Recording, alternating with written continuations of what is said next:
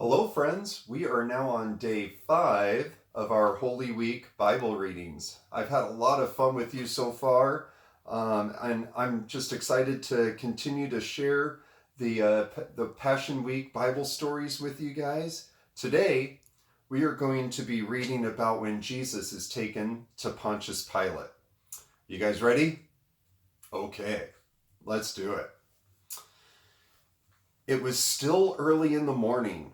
The trial at the home of the high priest had come to an end. The Jewish leaders all had said Jesus should die. The religious leaders then took Jesus to see Pilate, who was the Roman governor. They knew they had no right to kill Jesus, but the Romans who ruled the land would have to do it. The Jewish leaders would not go into Pilate's house. If they went into a Roman home, they would not be clean enough or good enough to eat the Passover lamb.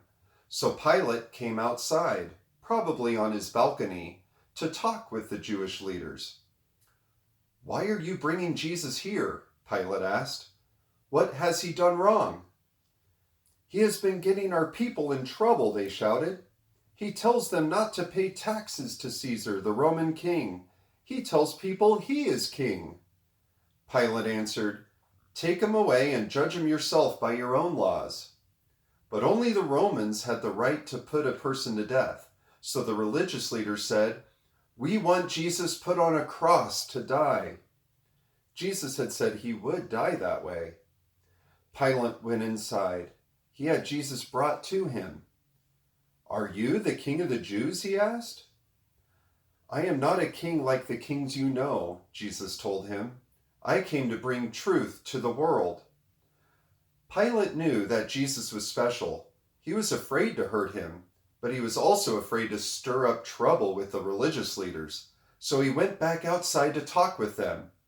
He would try to get them to set Jesus free. "There's nothing wrong with this man," he said. But the religious leaders began to shout, and things became more tense. So a big crowd started to gather in front of Pilate's house. He sat down on a special seat where he judged people. Pilate was anxious to please the crowd. He didn't want to start a riot. Then he got an idea. He had a custom with the crowd at Passover. Each year he would set one prisoner free. They could choose which prisoner he would release. Pilate knew that the leaders were jealous of Jesus, who was popular and was attracting many followers. People were following Jesus instead of the religious leaders.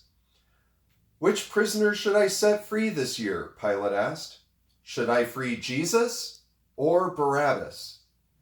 Barabbas was a terrible criminal. Suddenly, Pilate's wife sent a message to him.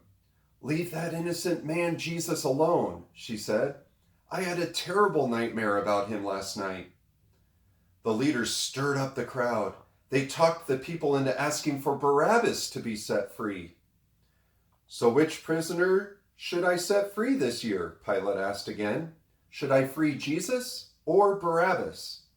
"Barabbas!" the people shouted. "We want Barabbas set free." "So what shall I do with Jesus?" Pilate asked.